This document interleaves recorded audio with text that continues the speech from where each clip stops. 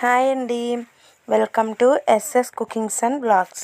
ఈరోజు మన వీడియో వచ్చేసి ఈ విధంగా చక్రాల వడియాలను అయితే ప్రిపేర్ చేసుకుందామండి. చాలా టేస్ట్గా ఉంటాయి. ఇవి బియ్యము అలాగే సగ్గు బియ్యంతో కలిపి చాలా ఈజీగా అయితే మనం ఈ విధంగా చక్రాల వడియాలను అయితే ప్రిపేర్ చేసుకుందాం. వీడియో అక్కడ స్కిప్ చేయకుండా ఫుల్ వీడియో చూడండి, లేట్ చేయకుండా వీడియోలోకి వచ్చేసేయండి. ఈ విధంగా నేను రేషన్ బియ్యం అయితే తీసుకున్నాను. అలాగే సగ్గు బియ్యం 1 కప్పు, అలాగే రేషన్ బియ్యం ఒక అరకిలో తీసుకుని వాటిని శుభ్రంగా వాష్ చేసేసి ఈ విధంగా సపరేట్గా అయితే నానబెట్టేసుకోవాలన్నమాట. ఇది ఓవర్ నైట్ మొత్తం నానబెట్టేయాలండి. 2 టైమ్స్ అయితే శుభ్రంగా వాష్ చేసేస్తాను. ఇది తర్వాత రోజు మార్నింగ్ అనమాట. ఈ విధంగా మిక్సీ గిన్నె తీసుకొని ఒక 6 నుంచి 7 పచ్చిమిర్చి అలాగే అల్లం ఈ విధంగా ముక్కలు తరుక్కుని మిక్సీకి అయితే పట్టుకోవాలన్నమాట. ఈ విధంగా మిక్సీ పెట్టి పక్కన పెట్టేసుకోవాలి. ఇప్పుడు నైట్ అంతా నాన్న ఈ రైస్ని మళ్ళీ 2 టైమ్స్ అయితే వాష్ చేసుకొని మిక్సీ గిన్నె తీసుకొని సగం వరకు బియ్యం వేసుకోవాలి. అలాగే సగ్గు బియ్యం కూడా మనం నానబెట్టుకున్నాం కదా నైట్ అంతా, ఈ విధంగా చాలా సాఫ్ట్గా అయితే నానిపోయి వీటిని కూడా సగాన్ని అయితే ఈ మిక్సీ గిన్నెలోకి వేసుకొని కొంచెం వాటర్ని వేసుకొని అయితే మనం మిక్సీ పట్టుకోవాలి. మరీ మెత్తగా కాకుండా కొంచెం బరకగా అయితే మనం ఈ పిండిని అయితే ప్రిపేర్ చేసుకోవాలన్నమాట. చూస్తున్నారు కదా, ఈ విధంగా పిండి మొత్తాన్ని అయితే ఈ విధంగా అయితే రెడీ చేసేసుకున్నాను. ఇప్పుడు మనం దీన్ని పక్కన పెట్టేసుకుందాము.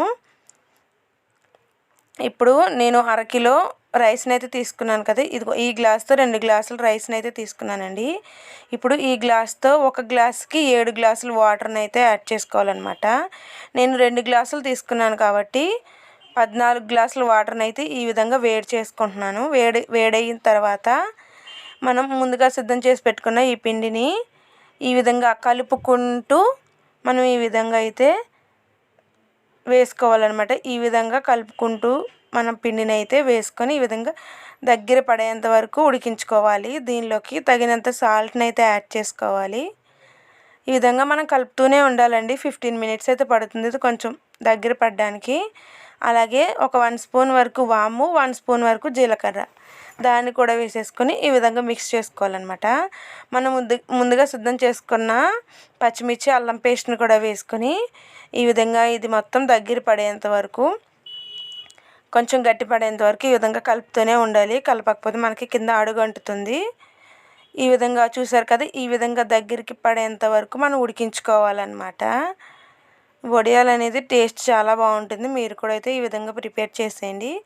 ఈ విధంగా ఉడకనివ్వాలన్నమాట. మరీ గట్టిగా కాదు, అలాగని మరీ పల్చగా కాకుండా మీడియం సైజుగా ఈ విధంగా అయితే ఉడికించుకోవాలి. ఈ విధంగా ఉడికించుకొని స్టవ్ని అయితే ఆఫ్ చేసేసుకొని ఒక 5 మినిట్స్ అయితే చల్లారనివ్వాలి. మరీ పూర్తిగా కాదండి, ఒక 5 మినిట్స్ అలా చల్లారనిస్తే సరిపోతుంది అనమాట. ఈ విధంగా చల్లారిన తర్వాత ఇది నేను ఒక నూనె కవర్ని అయితే తీసుకున్నాను. ఈ విధంగా పైన పార్ట్ మొత్తం కట్ చేసుకొని దీనిలోకి అయితే హాఫ్ వరకు వేసుకుంటున్నాను అనమాట. ఈ పిండిని మనం చక్రాలు తిప్పుకోవడానికి మనకి ఈజీగా ఉంటుంది.